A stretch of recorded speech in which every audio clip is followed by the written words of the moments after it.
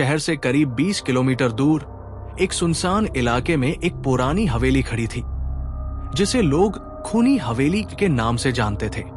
आसपास के गांव वाले कहते थे कि जो भी उस हवेली में गया वो फिर कभी लौटकर नहीं आया।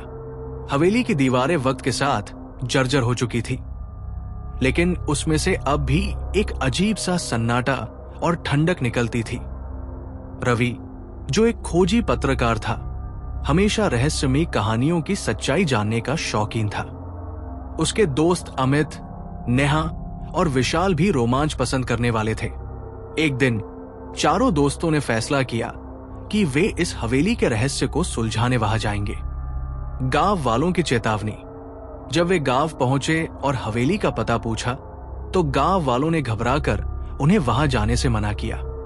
एक बूढ़े आदमी ने कहा, बेटा, वो हवेली शैतान का घर है, वहां जाने वाले कभी नहीं लौटे। रात के समय वहां से चीखें आती हैं और कभी कभी तो खून टपकने की आवाजें भी सुनाई देती हैं। लेकिन रवि और उसके दोस्तों ने उनकी बातों को अंधविश्वास समझा और आगे बढ़ गए। पहला कदम हवेली में। जैसे ही वे हवेली के करीब पहुंचे, हवा अचानक ठंडी हो गई। हवेली के दरवाजे के पास एक टूटी हुई नेम प्लेट पड़ी थी, जिस पर धुंधले अक्षरों में लिखा था, राजमहल हवेली, नवाब सुल्तान अली खान। रवि ने जैसे ही दरवाजे को धक्का दिया, वो चरमराते हुए खुल गया। अंदर घुसते ही उन्हें एक अजीब सी दुर्गंध आई, जैसे वहां किसी ने सालों से सफाई न की हो। हवेली में धूल जमी थी, मकड़ियों के जाले लटक रहे थे और हवा में एक रहस्यमयी ठंडक थी। अमित ने दरवाजा बंद किया, लेकिन तभी जोरदार धमाके के साथ दरवाजा खुद ब खुद बंद हो गया। सभी चौंक गए। विशाल ने हंसने की कोशिश की। अरे, हवा होगी, इतना डर क्यों रहे हो? लेकिन अंदर घुसते ही एक पुरानी घड़ी अपने आप चलने लगी, जबकि हवेली में कोई बिजली नहीं थी। अचानक हवा में एक फुसफुसाहट गूंजने लगी, भाग जाओ, मर जाओगे। नेहा के चेहरे पर डर साफ झलक रहा था। लेकिन रवि ने कहा, शायद ये हमारा वहम है, हमें आगे बढ़कर देखना चाहिए। और वे चारों हवेली के गहरे रहस्यों की ओर बढ़ गए। हवेली के अंदर एक बड़ा हॉल था, जिसकी दीवारों पर पुराने और रहस्यमयी चित्र लगे थे। उन तस्वीरों में नवाब और उसकी पत्नी के अलावा कुछ अजीब चेहरे भी थे, जिनकी आंखों में भय और दर्द झलक रहा था। नेहा का ध्यान एक चित्र पर गया। उसमें एक खूबसूरत औरत थी, लेकिन उसका चेहरा विकृत था और उसके गले से खून बह रहा था। जैसे ही नेहा ने चित्र को छुआ, अचानक खिड़कियां जोर जोर से हिलने लगी और मोमबत्तियां अपने आप जल गई। एक अजीब सी फुसफुसाहट हवेली में गूंजने लगी। क्यों आए हो यहां? मौत तुम्हारा इंतजार कर रही है। रवि ने गौर किया कि चित्र के नीचे कुछ लिखा था, जारा की आत्मा अमर है।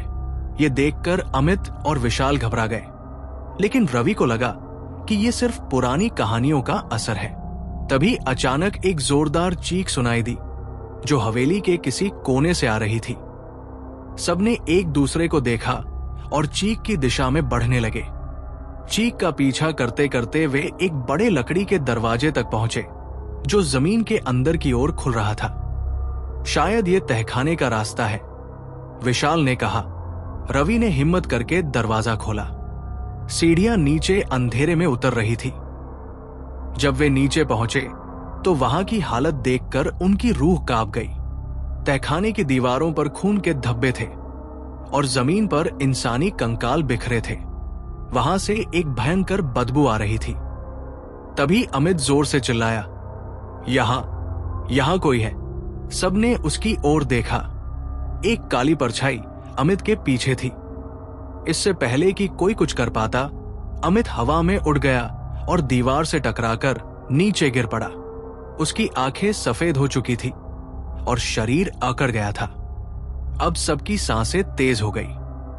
रवि ने देखा कि तहखाने में एक पुराना दस्तावेज रखा था।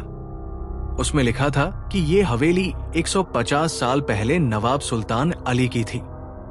नवाब को शक था कि उसकी पत्नी जारा का किसी और से संबंध था, इसलिए उसने गुस्से में आकर उसे जिंदा दीवार में चुनवा दिया था।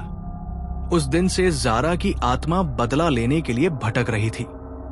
तभी हवेली में तेज अंधड़ चलने लगा, दीवारों से खून टपकने लगा और जारा की आत्मा एक बड़े आईने में दिखने लगी। वो धीरे धीरे बाहर आ रही थी। अब उनकी हालत और खराब होने लगी। अमित बेहोश पड़ा था और हवेली का दरवाजा अपने आप बंद हो चुका था। विशाल जमीन पर गिर पड़ा, उसकी सांसें रुक रही थी। नेहा चिल्लाई, हमें यहां से निकलना होगा। लेकिन जैसे ही उन्होंने भागने की कोशिश की, हवेली के फर्श में एक गहरा गड्ढा बन गया और विशाल उसमें गिर गया। अब सिर्फ रवि और नेहा बचे थे। वे किसी तरह हवेली की छत पर पहुंच गए। जारा की आत्मा वहां आ चुकी थी। रवि ने अपनी जेब से पवित्र ताबीज निकाला जो उसने गांव के पुजारी से लिया था। उसने जारा की आत्मा की ओर ताबीज फेंका और वह चीखने लगी। हवेली कांपने लगी और जारा की आत्मा जलने लगी। सुबह गांव वाले जब वहां पहुंचे तो हवेली नष्ट हो चुकी थी। रवि और नेहा बच गए थे, लेकिन अमित और विशाल का कोई निशान नहीं था। लेकिन जब रवि ने पीछे मुड़कर देखा तो उसे दूर खड़ी एक औरत की परछाई दिखी, लाल आंखों वाली, जो मुस्कुरा रही थी।